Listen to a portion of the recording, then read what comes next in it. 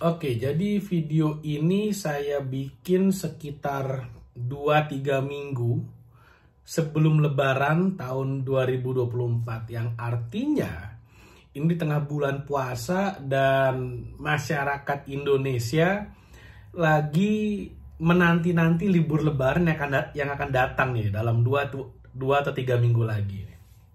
Nah, ini adalah masa yang sangat krusial menurut saya. Kenapa?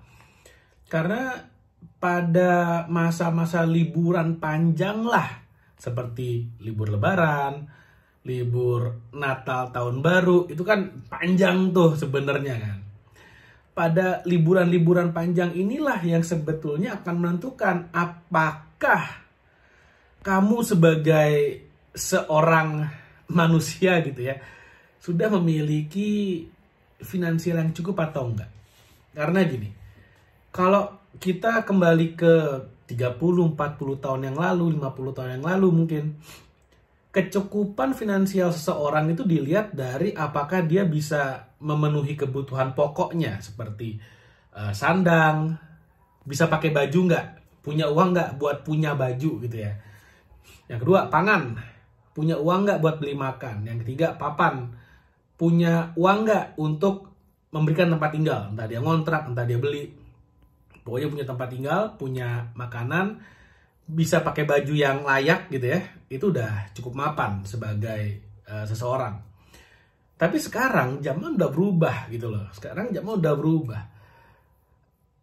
Jadi tolak ukur kesuksesan finansial tuh udah berubah lagi sekarang. Kenapa? Apalagi sekarang zaman sosmed gitu ya.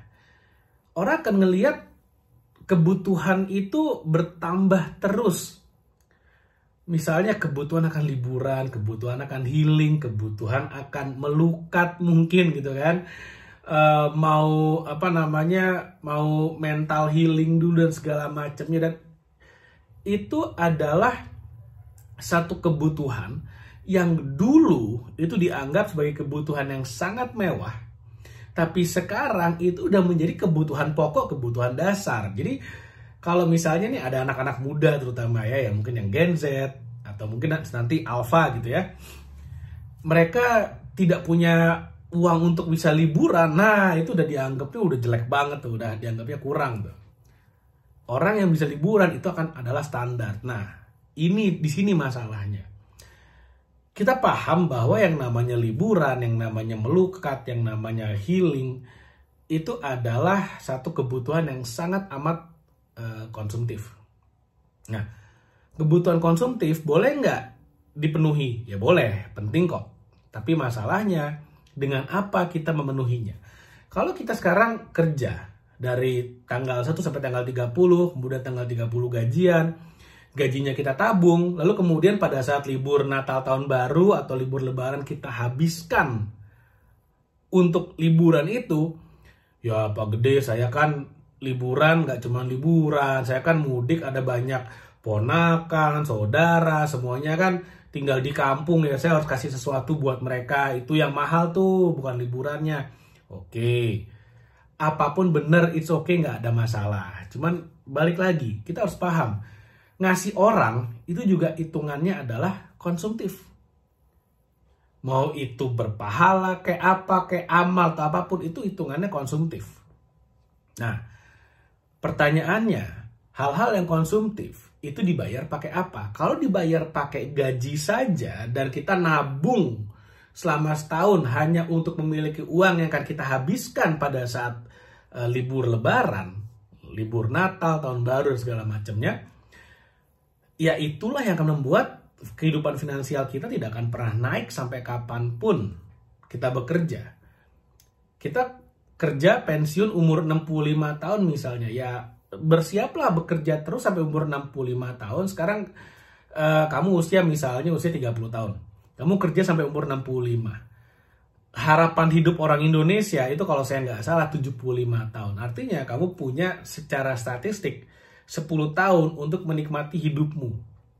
Kerja 35 tahun, menikmati hidup selama 10 tahun di saat kamu udah nggak punya energi, kamu udah nggak punya tenaga. Apakah itu kehidupan yang kamu inginkan? Itu pun kalau kamu udah pensiun, gaya hidupmu pasti hilang. Yang tadinya kemana-mana naik mobil, bisa-bisa setelah pensiun kemana-mana harus naik sepeda atau nggak jalan kaki.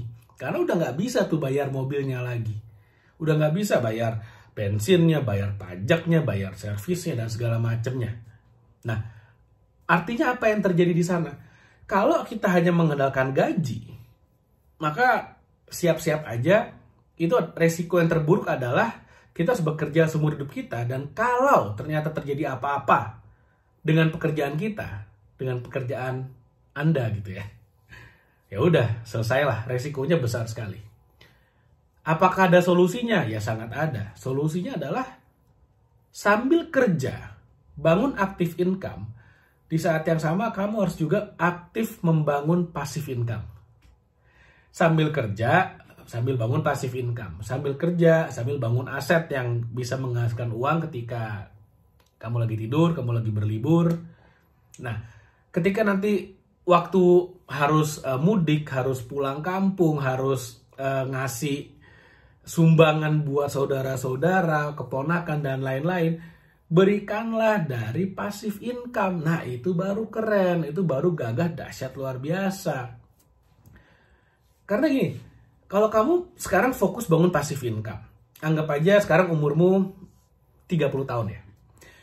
Kamu kerja, anggap aja sambil bangun passive income, berikan dirimu waktu 1-2 tahun. Oke, maksimal 3 tahun deh. Kasih dirimu waktu 3 tahun untuk membangun passive income di luar jam kerjamu. Apa yang terjadi? Kamu umur 33, kamu akan udah punya ternak uang. Kamu akan udah punya passive income. Yang mana si passive income ini, itu akan bisa membiayai gaya hidupmu. Nah, ketika kamu udah punya passive income yang minimal, makan sehari-hari bisa kok dibayar dari passive income. Artinya apa? Gaji yang kamu terima, kamu bisa spend lebih sedikit untuk makanmu, dan bisa kamu gulung lebih banyak untuk apa? Untuk gedein lagi asetnya, gedein lagi passive income-nya, gedein lagi ternak uangnya. Ternak uangnya semakin besar. Nah, sekarang ternak uangnya misalnya hasil dari ternak uangnya udah bisa bayarin makan, udah bisa bayarin uang transport. Artinya gajimu udah nggak perlu kamu bayar lagi, udah nggak perlu kamu keluarkan lagi untuk bayarin makan sama uang transport. Kamu bisa nabung lebih banyak untuk apa? Untuk bangun passive income lebih besar lagi. Demikian terus bergulung-bergulung, artinya ini grafiknya tidak akan lurus, tapi dia akan eksponensial. Makin lama tuh makin tajam dia naiknya. Nah, akan ada satu titik di mana dari passive income-nya saja itu udah cukup untuk bayarin semua biaya hidup, semua nih. Termasuk mau nonton di bioskop, nonton konser, segala macam. Termasuk nanti mau healing ke Ubud, ke Bali, mau healing ke Canggu gitu, mau healing ke Atlas, silakan. Itu juga bisa dibayar dari passive income. Sampai nanti ada satu titik di mana kamu bisa mulai mencicil mobil, mulai bisa mencicil rumah, semuanya dari passive income. Itulah yang namanya kebebasan finansial. Dan itu semua bisa kamu lakukan tanpa kamu harus bergantung lagi sama gaji dari pekerjaan utamamu. Nah, itulah goalnya yang sebenarnya dicari. Permasalahannya nggak banyak orang yang tahu hal ini. Kebanyakan orang lebih suka apa? Kerja dari jam 9 sampai jam 5 sore. Habis itu nyampe rumah nonton Netflix, yang mana dia bayar setiap bulan, passive expense gitu ya, bukan passive income. Pengeluaran pasif nih, langganan Netflix gitu kan. Habis itu udah nonton sampai malam, tidak produktif, tidur, besoknya diulangi lagi. Dan ini diulangi selama 35 tahun. Ketika udah umurnya pensiun, baru nyadar, baru nyesel. Waktu nggak bisa kembali. Kenapa enggak? Kamu udah nonton video ini kan? Kenapa enggak? Kamu mulai berpikir, oke, saya harus mulai bangun passive income. Bagaimana caranya? Saya harus mulai dari mana? Ada banyak banget metode untuk kamu bangun passive income. Ada banyak banget jenis-jenis passive income yang bisa kamu lakukan. Ada yang perlu modal besar, ada misalnya properti perlu modal besar, karena beli satu properti aja harganya bisa miliaran, terutama di kota-kota besar ya.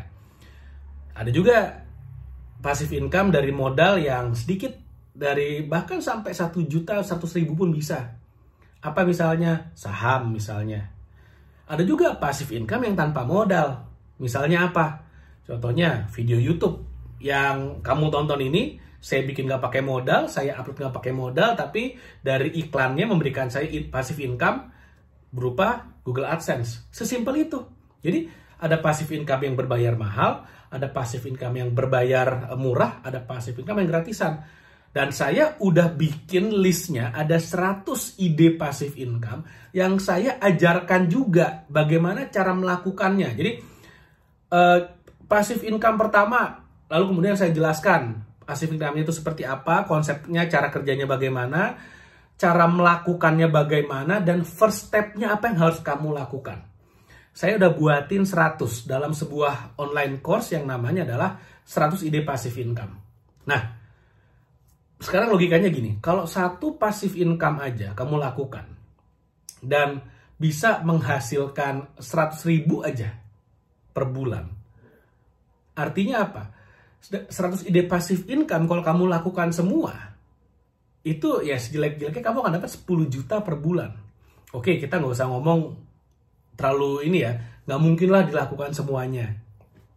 Anggap aja misalnya kamu fokus pada 5 deh misalnya, 5 ide passive income dari 100 ide passive income yang saya udah bikin gitu ya, dalam online course 100 ide passive income. Nanti linknya ada di bawah, silakan kamu klik aja, kamu bisa beli online course-nya sekali bayar. Kamu nggak usah fokus ke 100-100-nya deh. Kamu bisa lihat satu persatu, kamu pelajari, kamu pilih 5 misalnya. Oke, saya pengen lakukan 5 ini gitu. Ada banyak banget yang tanpa modal, yang bisa autopilot, semuanya ada. Dan lalu kemudian apa yang terjadi? Kamu fokusin, berikan dirimu waktu misalnya 2 tahun, 3 tahun untuk membangun passive income-nya. Itu minim-minim. Harusnya satu passive income itu bisa ngasih kamu 10 juta per bulan. Harusnya, kalau kamu benar-benar fokus selama 3 tahun ke depan. Artinya dari 5 ide passive income, kalau kamu benar-benar eksekusi, mestinya bisa menghasilkan passive income 50 juta minimal. Kalau benar-benar fokus di eksekusi, dijalankan. Nah, untuk bisa mendapatkan passive income 50 juta per bulan tersebut, fair dong kalau misalnya passive online course ini saya hargai 50 juta rupiah. Kenapa? Satu, memang value-nya jauh di atas itu. Kedua, kalau misalnya dikasih gratisan tidak akan dihargai. Jadi harus berbayar. Dan yang ketiga, dengan kamu bayar 50 juta untuk online course itu, kamu akan komit karena kamu udah keluar uang banyak nih. Nah, tapi ya di sini saya nggak akan cas 50 juta. Cukup 1/5-nya aja. Hanya 10 juta saja online course-nya. Kamu bisa ikutin.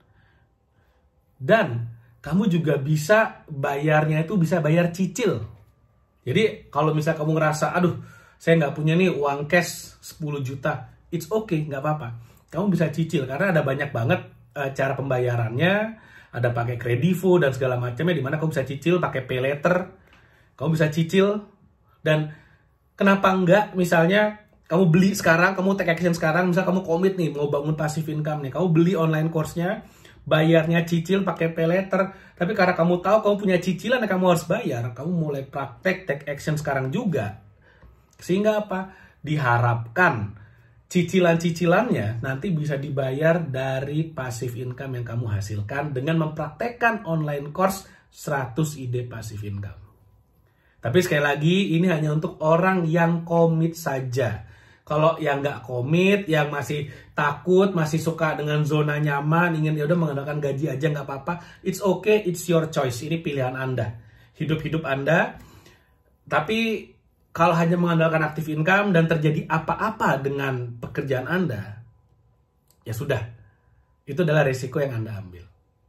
Mudah-mudahan apa yang saya share bermanfaat. Sekali lagi, linknya ada di bawah, ada di description, ada di pin komen. Jangan lupa like video ini dan share video ini. Sampai ketemu lagi di video berikutnya.